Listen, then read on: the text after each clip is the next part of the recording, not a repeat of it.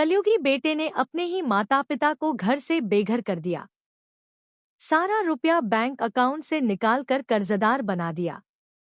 मानसिक व शारीरिक उत्पीड़न कर बुजुर्ग दंपत्ति का जीना दुश्वार कर दिया है। आए दिन बहू अपने सास ससुर को दहेज के केस में फंसाने की धमकी देती है। ये कहना था रोते हुए वाटरवर्क्स स्थित अतिथिवन होटल में अवधपुरी निवासी पिता गोपाल बाबू शर्मा और मां रागनी शर्मा का।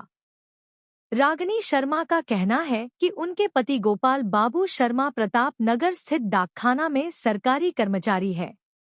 जीवन भर की कमाई से बैंक से ऋण लेकर घर खरीदा और बेटे अंचित उर्फ इलू शर्मा ने हमें ही घर से बाहर निकाल दिया। 2 साल से किराए के मकान में गुजर बसर कर रही हूँ।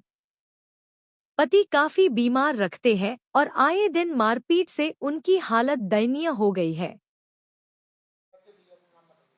मेरा गोपाल बाबू शर्मा। मैं अपनी बेटा बहू से बहुत ज्यादा परेशान।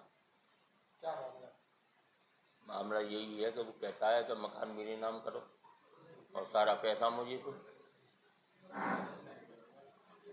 एक्चुअली में बात ये है, मैं मीडिया के सामने ही कह रहा हूँ कि ये जो मुझे नौकरी मिली है मेरे पिता के द्वारा दी गई है। मैंने जब मेरी शादी नहीं हुई उसके बाद जो भी सैलरी मिलती थी मैं अपने परिवारजनों को देता था। बहन की शादी में जितनी मुझसे सहयोग बना वो किया।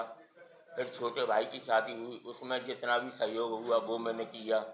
उसके बाद में क्या हुआ कि मेरी मदर अभी हैं, उनको पेंशन मिल रही है, भाइयों के पास में रह रही हैं। अब ये लड़का उनसे जाकर के मिल गया है और कहता है कि तुम दादी को रखते नहीं हो और दादी को मैं रखूंगा, मकान दादी का है, जबकि वो मकान मेरे द्वारा खरीदा गया है। पिता का कोई मेरे पास में संपत्ति नहीं है किसी प्रकार की। ये मकान आपकी माताजी का है, आपके द्वारा खरीदा है? नहीं, मैंने खरीदा है भाई। ये मतलब हमने अपनी सैलरी से ये मकान खरीदा है।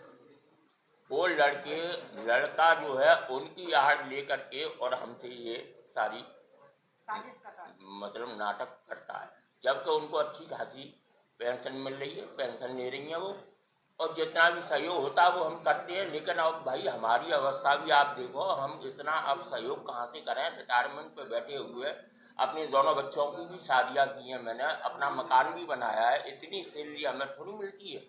750 के पे स्केल पे मैं लगा हूँ। आप ये कहना चाह रहे थे आपकी माताजी की इसमें मिली? हाँ मिली हूँ। हाँ पूरा परिवार मिल गया है। हाँ बस यही उसी का तो वो लाभ ले ही रहा है, उसी का लाभ। मेरे बहू बेटे मुझे बहुत ज्यादा परेशान कर रहे हैं और मुझे घर से बाहर निकाल दिया है। क्या पूरा मामला जी? पूरा मामला सर मुझे मारते हैं, पीटते हैं। बेटा इतना ज्यादा क्रूर हो गया है, इतना बदतमीज हो गया है कि हमें बेहन चप्पलों से मारे, धक्के दे दे, खून निकाल दे, चाहे कुछ भी कर दे। धक्का मारा, उसने मारा तो हम ये बच के निकल आए कि जाने तो जहान है। उसने मारा हमको और धक्के दे दिए।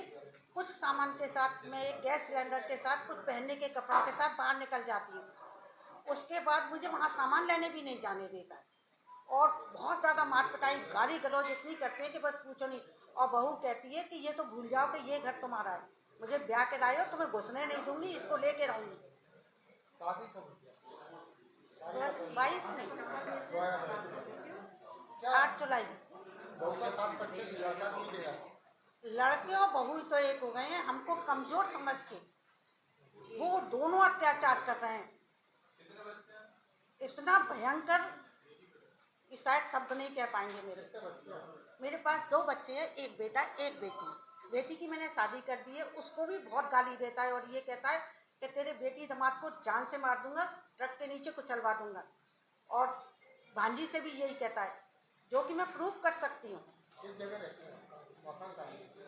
मेरा सरस्वती नगर, फेज 3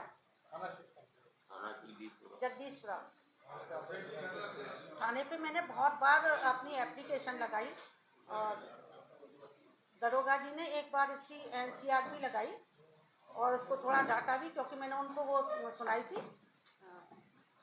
रिकॉर्डिंग सुनाई थी उसकी गालियों की, बस उसके बाद उन्होंने कुछ नहीं किया सर। मैं बहुत चक्कर लगा लगा के, इतने चक्कर लगाए हैं कि शायद वो मुझे शकल से जानते होंगे, रागी नाम के से जानते होंगे, लेकिन समाधान मेरा कोई बिल्कुल भी नहीं कर सका। थाने के सिवा जी, थाने के सिवा और अधिकारियों से मुलाकात किया? कमिश्नर साहब के यहाँ मैंने एप्लीकेशन लगाई है, डीएम साहब के यहाँ मैंने लगाई है, योगी जी के यहाँ भी मैंने लगाया है, कहीं कोई समाधान नहीं है। वकील से मैंने उससे बेदखल करा दिया कि मुझे चैन लेने दे, मेरा कोई लेन देन नहीं है भाई तेरे से, कभी भी मेरे साथ कोई भी सपोर्ट नहीं है, कोई भी मुझे चैन नहीं है कि मैं कहीं रह सकूं, मेरा घर मुझे मिल जाए।